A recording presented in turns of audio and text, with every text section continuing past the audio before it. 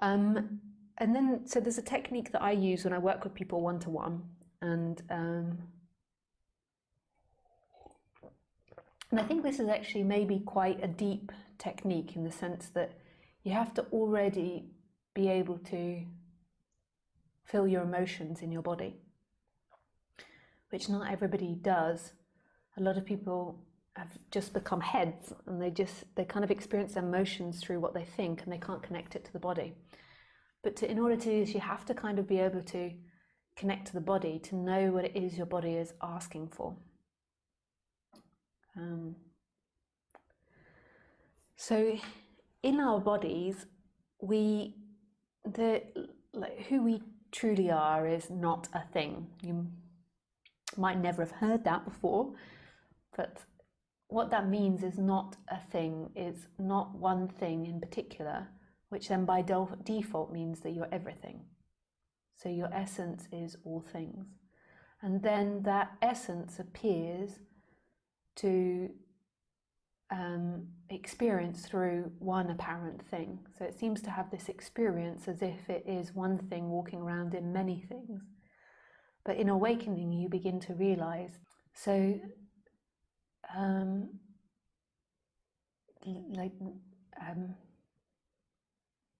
your essence isn't divided. That which is experiencing is not separate from that which is experienced.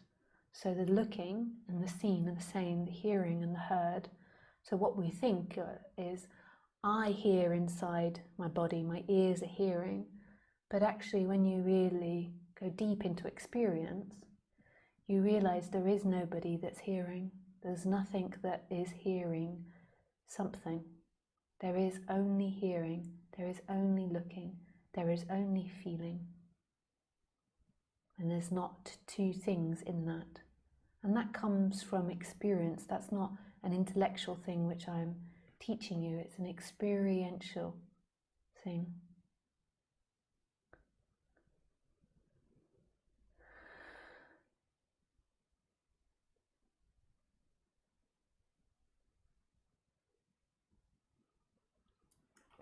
So from that, then there is this place, even though it's not a place, where the apparent person meets the infinite. But it's not really a place. It just seems like a place. And that it meets that in the body. But then you also have to know that the body and the world are the same. So even though I say it's in the body, like it's in your body, it's actually that your body and the world are one. So you don't know outside seeing, you don't know outside hearing, you don't know outside feeling. Like everything that you're experiencing is inside the senses, is the senses. So actually your whole world is known through your senses. And there is no division in that. It's so beautiful. That this isn't, again, intellectual, this is experiential. And then there is this place where it meets, even though in another way you could deconstruct it and see that there is no place that it meets. And like prior to the illusory self, there is like this natural flow of wants. So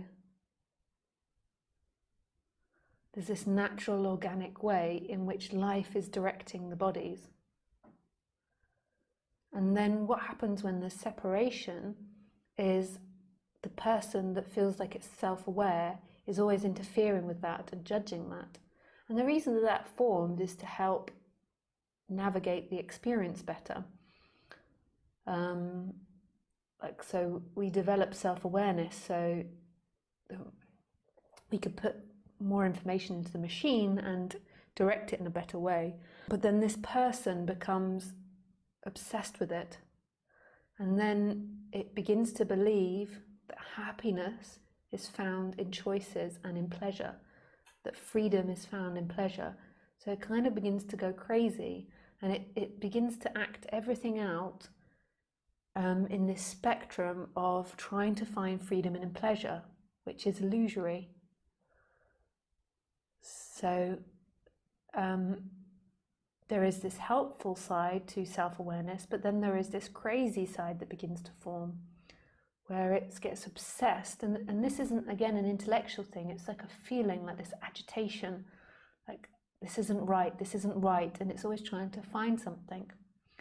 And then what happens as you begin to awaken, and as this shift begins to take place, is you stop operating from this seeking energy, and you move down to your natural once again. There's still self-awareness that arises, but that self-awareness isn't based on an illusion that you are real and that freedom is found in the future. Like freedom is found somewhere else. So there's this natural self-awareness that can arise. But this illusory one that's always trying to find freedom in things begins to dissipate, and then there can be this natural acting. For me, I still have these seeking habits appearing on and off. So they, I think they become so deeply ingrained in the body that it's not necessarily that there's still a self there, although there could be. It's too hard to define where you are in the end. But it's more like a habit that gets acted out sometimes, that comes up and gets acted out. So in an argument or in disagreement or in a difficult situation. But what begins to happen is that you begin to act from this natural place, and it kind of feels, even though all of this is never going to be correct because you can't quite put this in words, it begins to feel like life is acting. So it's like life's desires rather than yours desires. So it just comes from this organic place. So it's almost like life, and where it meets and becomes human, you act from this place, rather than when you're identified, you're acting from all these layers and ideas. And this place of acting isn't outside necessarily your habits and conditions as the body. The body follows habits and conditions, but it's this organic place, this natural place. Even though it's most probably following all the habits and conditionings of you, it is this more organic place. Whereas this is like they're constantly seeking and agitated, like gotta get somewhere. And so what I do when I'm working with people is try to guide them to their natural wants rather than their seeking wants. And that's the way in which the person orientates itself, and like without a self, and that's actually love. It feels like love, and it's really healing, and it's very natural, like when you get to it. So you could say like your natural pleasure, your natural wants feel like love manifesting. Even the pains, the moving away from the pain, feel like love, but it's different. The pleasurable ones are expansive, and this is the way in which eventually balanced body-mind wants to operate from. And that's very risky and different from this self, because this illusory self has like got a whole story it's living by, whereas this other place is mysterious and doesn't come with logic, and it's unknowable. And when you connect to it and act from that place, even though it's not you connecting from it, it's just a dropping away of an illusion, it's like acting through love, and your natural desires are super healing and just in line and in balance. And what I do when I'm working with people is I try to get them to go back to that which makes them feel expansive rather than logic and what they believe they need or want.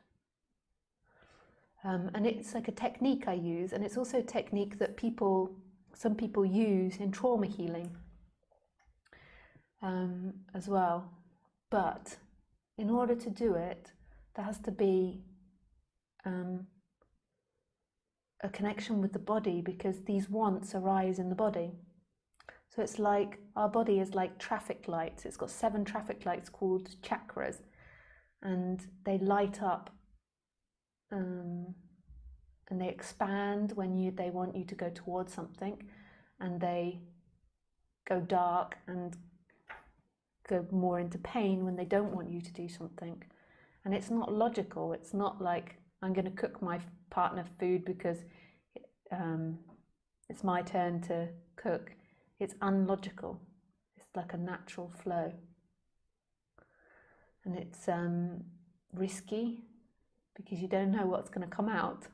It's like sticking your hand into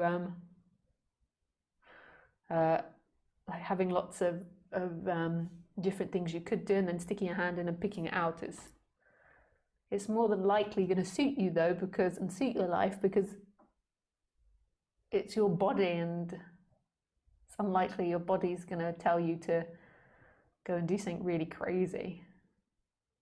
And in that, this is really healing. If I put it into non-duality terms, like really like hardcore non-duality terms, like I'm trying to make this accessible to everybody, but if I were to put it into hardcore non-duality, it would be basically life is acting. So what I'm trying to describe is life acting. Like instead of you acting, it's life acting, like it's complete surrender to God's will, to life's will, which isn't yours.